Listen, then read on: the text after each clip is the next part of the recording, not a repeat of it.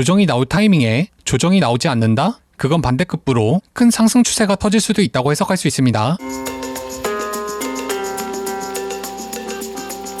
네, 안녕하세요. 퐁크입니다. 오늘도 비트코인에 관해서 이야기해볼 거고요. 그 전에 앞서서 지난 관점 복귀 먼저 하고 올게요. 지난 10일 동안 올린 영상들 모두 하락 관점이었죠. 한 줄로 요약하자면 53313부터 52953까지 숏포지션 진입. 자, 어떻게 되었는지 볼게요. 공지한 시점 이후 쭉 올라가서 해당 구간의 저항을 맞고 조정이 나왔습니다. 저는 6배로 22% 수익, 타점도 정확했고 방향성도 맞았죠. 자, 복귀는 여기까지 하고 돌아가 볼게요. 이어서 오늘 관점에 관해서 이야기해 보겠습니다. 잘 아시다시피 제 최근 관점은 52.9K 숏포지션이었죠. 그리고 관점대로 52.9를 맞고 조정이 나왔습니다. 지금 이 영상을 녹화하는 순간에도 고점과 저점을 낮추며 조정 추세를 이어나가고 있습니다. 따라서 기존 하락 관점을 고수하는 게 당연하겠지만 조금 생뚱맞게도 오늘은 상승 관점을 이야기해 보겠습니다. 바로 그 근거를 볼게요. 첫 번째 사이클, 비트코인을 비롯한 대부분의 자산은 상승 횡보 하락의 사이클을 겪으며 끝내 우상향하는 구조를 갖고 있습니다. 그리고 이 개념은 아주 보편적이고 상식적이죠. 오늘날의 비트코인도 이 사이클을 벗어날 수 없으며 따라서 횡보 이후 큰 조정을 기대해 볼 수 있겠지만 생각보다 그 조정의 폭이 좁고 지지부진한 느낌을 지울 수 없습니다. 그러니까 쉽게 말해 조정이 나올 타이밍인데 그러지 못하고 있다는 거죠. 조정이 나올 타이밍에 조정이 나오지 않는다? 그건 반대급부로 큰 상승 추세가 터질 수도 있다고 해석할 수 있습니다. 두 번째 식어버린 지표, 비트코인은 구정을 기점으로 미친듯이 상승했습니다. 근데 미쳐버린 비트코인에 비해 기술적 지표는 비교적 평온한 수준을 유지하고 있죠. 추세 지표, 변동성 지표, 거래량 지표, 모멘텀 지표 등 지표 전반에 걸쳐 중립에 가까운 모습을 보여주고 있습니다. 추세 지표 중립, 변동성 지표 중립, 거래량 지표 중립, 모멘텀 지표 중립. 그러니까 쉽게 말해서 우리의 생각만큼 과열된 상황이 아니라는 거죠. 고로 상승 추세가 터진다고 해도 전혀 이상하지 않습니다. 세 번째 ETF 순입금량, 왼쪽 자료를 보시면 아시겠지만 ETF의 인기가 식을 줄 모르고 있습니다. GBTC, 그러니까 매도 압력에 반해 ETF, 그러니까 매수 압력이 더 높은 거죠. 상장 초반엔 그럴 수 있다 쳐도 한 달이 지난 현재 시점에도 그렇다는 것은 다시 한번 추세가 나올 수도 있다고 해석할 수 있습니다. 네 번째 21선, 이미 잘 아시겠지만 21선은 세력선이라고 불리며 추세의 지속 여부를 판단해주는 중요한 잣대라고 할 수 있습니다.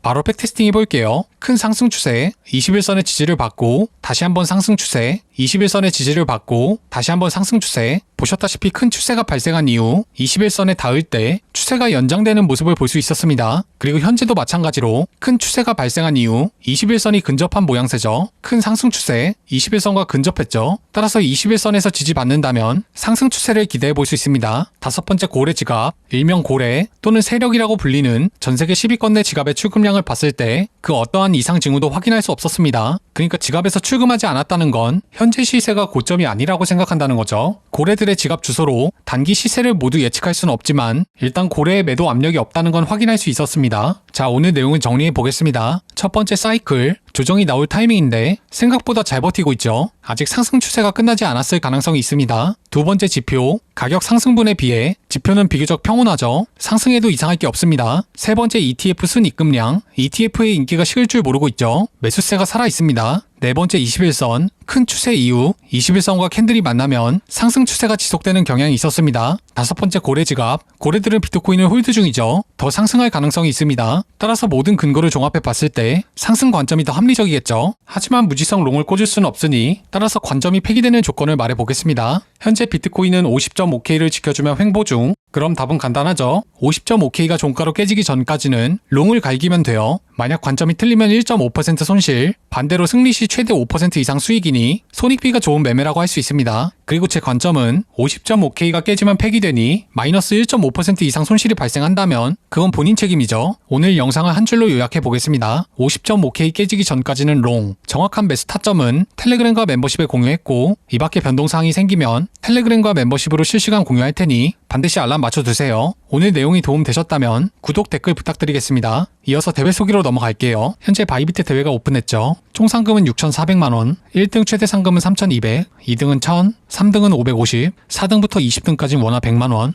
최소 참가액은 $300입니다. 고정 댓글에 링크 있으니 많은 관심 부탁드리겠습니다.